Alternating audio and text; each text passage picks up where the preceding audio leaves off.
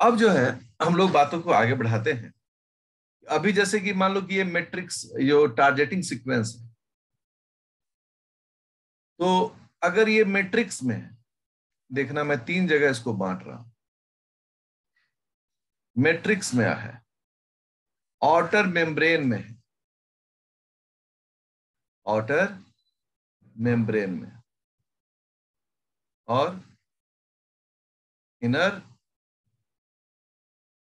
Membrane में। ये 3 जगह हम इस प्रोटीन को लोकेट करते हैं। तो टारगेटिंग सीक्वेंस जो मैट्रिक्स के लिए उसको हम लोग क्या बोलेंगे? MTS, matrix targeting sequence. अगर आउटर मेम्ब्रेन होगा तो क्या बोलेंगे? OMTS, outer membrane target sequence. और अगर इनर मेम्ब्रेन में है तो हम लोग क्या बोलते हैं? IMTS, inner membrane targeting sequence. तो इस तरह से हमें पता चल जाएगा कि कौन सा ये प्रोटीन जो है उसका लोकेशन कहाँ है, मैट्रिक्स में है कि आउटर मेम्ब्रेन में है कि इनर मेम्ब्रेन में। ज्यादातर जो स्टडी किया जाता है वो यही किया जाता है, मैट्रिक्स टारगेटिंग सीक्वेंस का। अब मैट्रिक्स टारगेटिंग सीक्वेंस का आ जाए, हम इसी को लिखते हैं, हेडिंग देते हैं मैट्रिक्स टारगेटिंग सीक्वेंसेस। ठीक है, matrix targeting sequences, MTS।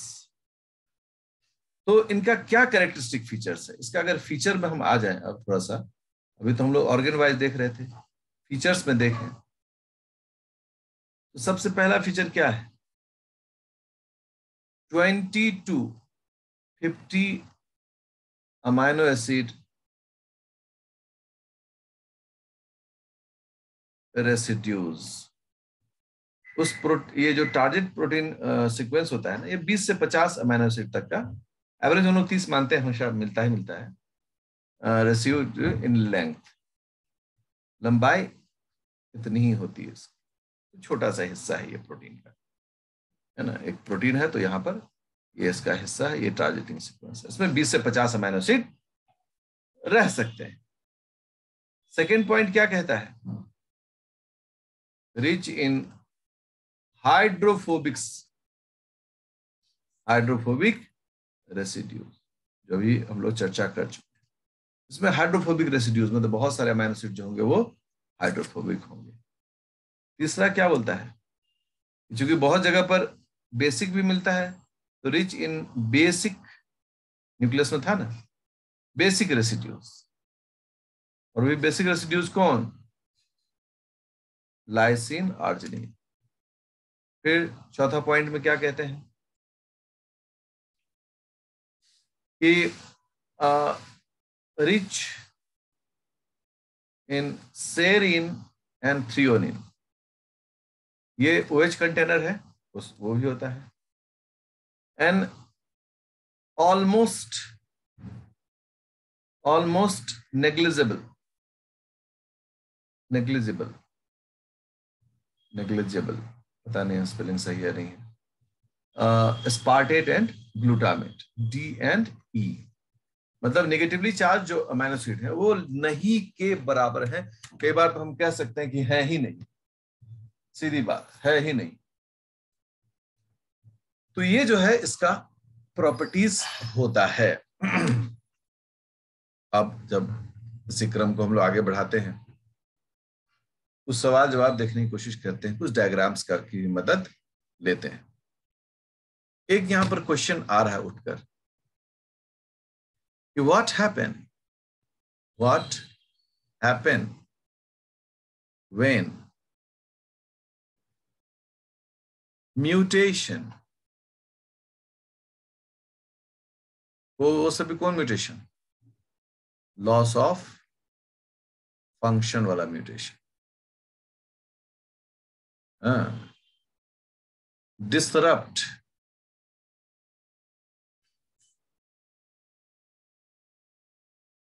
The amphipathy nature of matrix targeting sequence. Question कहता है कि अगर मैट्रिक्स टारगेटिंग सीक्वेंस का जो नेचर है, एम्फीपैथी नेचर, उस नेचर में म्यूटेशन हो जाए, उसके जीन में म्यूटेशन हो जाए और उसका वो स्वभाव खत्म हो जाए, तो क्या होगा? ठीक है ना? तो एक लाइन में आंसर होगा, हम सब जानते हैं आंसर, और वो क्या है? इंपोर्ट फेल्स, इंपोर्ट नहीं होगा।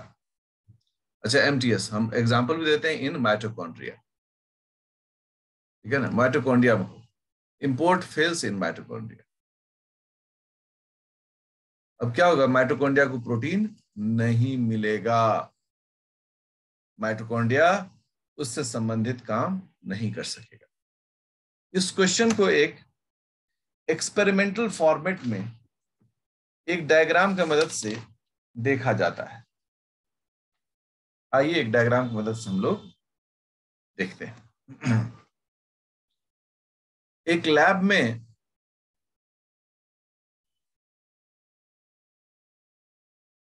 आर्टिफिशियल मीडियम में माइटोकॉन्ड्रियल प्रोटीन का सिंथेसिस कराया गया, ठीक है ना? ये टेस्ट ट्यूब देख रहे हैं, यहां लिखते हैं yeast mitochondrial protein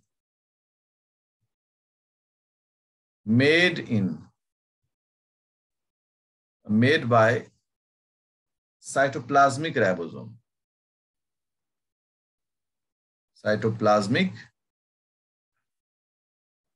ribosomes in a cell free media. Cell free media मतलब क्या हो गया कि वहां बाकी सेल ऑर्गेनेल नहीं है, सेल का जो साइटोप्लाज्म है उसको मिमिक किया गया है।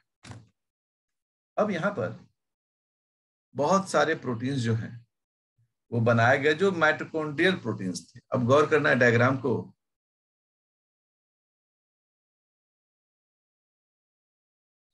देख रहे हो सब लोग?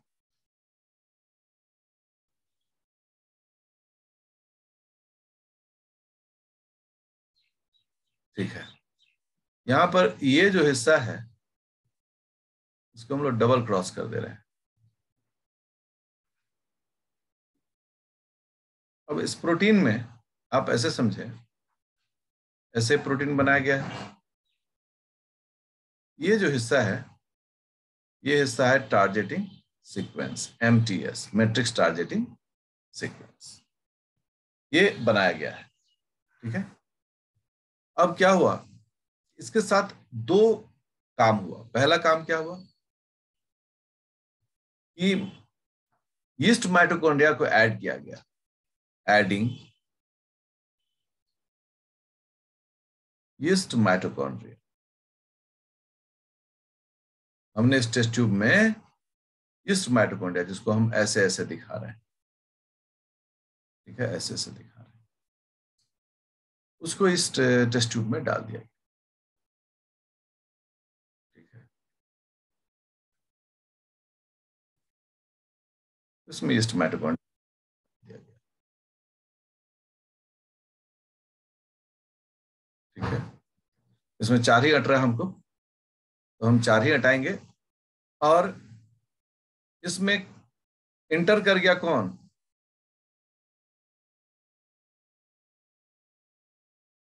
बिल्कुल सही सब लोग सोच रहे हैं। इसमें इंटर कर गया जो प्रोटीन था, प्रोटीन जो है वो माइटोकॉन्ड्रिया में इंटर कर गया। कहने का तात्पर्य यह है कि proteins taken up into the mitochondrial matrix, ठीक है? कुछ देर के बाद क्या होगा? इसमें कुछ देर के बाद क्या हुआ कि एमटीएस रिमूव्ड, खुद ब खुद एमटीएस रिमूव हुआ प्रोटीएज एक्शन की मदद से। प्रोटीएज क्या है? प्रोटीन डाइजेस्टिंग एंजाइम है। तो रिजल्ट क्या हो गया? देखिए एक और डायग्राम, चूंकि डायग्राम बढ़ेगा अभी।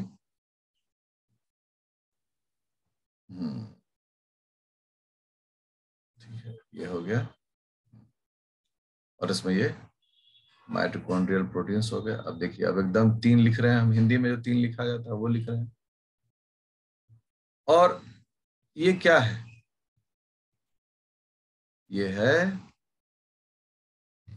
MTS, mitochondrial targeting sequence, cut कर बाहर आ गया, क्योंकि काम खत्म हो गया भाई, तुम निकलो, हो गया। और उसके बाद क्या होगा नेक्स्ट पॉइंट में कि MTS डाइजेस्टेड, MTS अपना पूरी तरह से डाइजेस्ट होकर काम खत्म हो गया, माइटोकॉन्ड्रिया के अंदर उसका प्रोटीन आ गया, माइटोकॉन्ड्रिया बल्ले बल्ले अपना काम कर रहा है। एक लाइन में नॉर्मल फंक्शन हुआ। ये तो एक फेट हो गया। दूसरा फेट क्या है वो अगले अगले पेज पर डालते हैं। दूसरा फेट क्या था वहां से? एक तो नॉर्मल फेट पर काम किए, देखिए दूसरा फेट ये था, ज्यादा नहीं लेते हैं, 2-3 ही लेते हैं, 4 लेते हैं, ठीक है। क्योंकि हम तो म्यूटेशन भी पढ़ रहे थे, हमें म्यूटेशन भी डालना होगा, हमें कई स्टेप में डालना है। तो पहला तो नॉर्मल स्टेप था। अब हो गया क्या? Adding trypsin. अगर हम ट्रिप्सिन एंजाइम डाल दें तो क्या होगा? होगा ये, इसमें मैट्रिक्स में जो MTS, ये माइटोकॉन्ड्रियल जो प्रोटीन था, वो सभी प्रोटीन टूटकर बिखर जाएगा, पूरा प्रोटीन ही जो है वो नष्ट हो जाएगा। मतलब MTS and mitochondrial proteins degrade, पूरा बर्बाद हो जाएगा सिस्टम, काम में खत्म। तो पहला केस में आपने क्या देखा? केस 1 में ये देखा कि अगर एक नॉर्मल प्रक्रिया हो, ये MTS वाला माइटोकॉन्ड्रियल प्रोटीन है, जिसे हम लोग MT प्रोटीन कहते हैं, हाँ, इसको अगर ईस्ट माइटोकॉन्ड्रिया से इंट्रोड्यूस कराएं तो ईस्ट माइटोकॉन्ड्रिया के अंदर में ये सारे प्रोटीन इंटर कर जाते हैं, और एक बार जब इंटर सिक्योर्ड हो जाता है तो ये जो MTS है वो कट कर निकल जाता है बाहर और वो डिग्रेड हो जाता है। नॉर्मल कंडीशन में। सेकेंड कंडीशन में क्या है कि नहीं, अभी ये प्रोटीन है, हमने माइटोकॉन्ड्रिया डाला नहीं और हमने ट्रिप्सिन डाल दिया, व्हाट विल हैपन? होगा ये कि सारा MTS और माइटोकॉन्ड्रियल प्रोटीन सब डिग्रेड कर जाएगा। ये केस 2, हम केस ऊपर लिखते हैं, ठीक है ना, नहीं तो गड़बड़ा जाओगे सब। केस 2, पहला वाला जो वो क्या है, केस 1, ठीक है, केस 2 हो गया। केस 3 में क्या हुआ? केस 3 में पिक्चर जो है वो कहां से शुरू करेगा? तो हम पहला 2 स्टेप स्किप कर रहे हैं। देखो, यहां माइटोकॉन्ड्रिया है, और माइटोकॉन्ड्रिया के अंदर में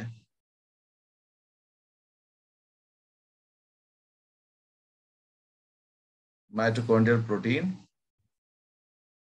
आया है, अभी आया है, अभी MTS हटा नहीं है, और हम क्या किए यूज? ट्रिप्सिन। तो क्या ट्रिप्सिन इस माइटोकॉन्ड्रिया के अंदर में जो गया हुआ है प्रोटीन, उसको डाइजेस्ट करेगा? No action, no action on mitochondrial protein. क्यों एक्शन नहीं हुआ? बिकॉज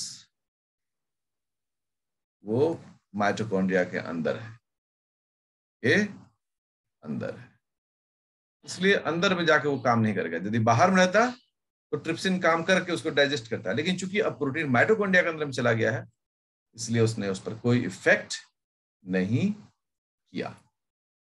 लास्ट केस, केस 4, जो सवाल था, loss of function, mutation, mutation in MTS gene. अब देखो खेला, MTS जीन में म्यूटेशन हो गया, टेस्ट ट्यूब है, सेल फ्री इन्वायरमेंट में हमने बनाया,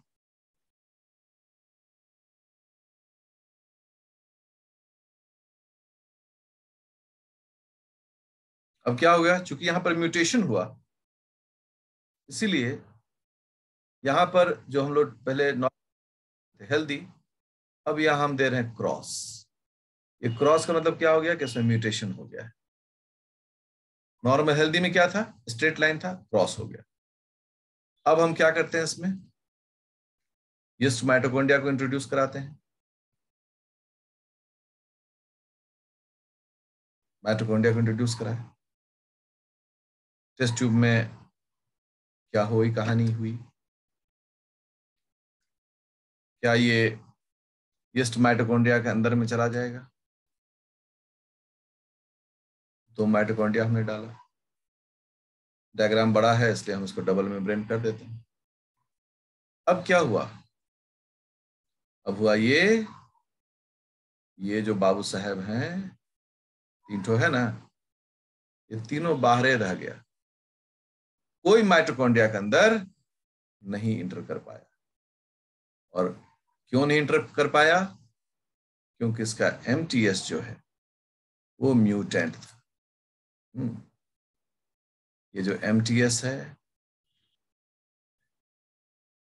डिफेक्टिव होने के कारण क्या हुआ, import of mitochondrial proteins MT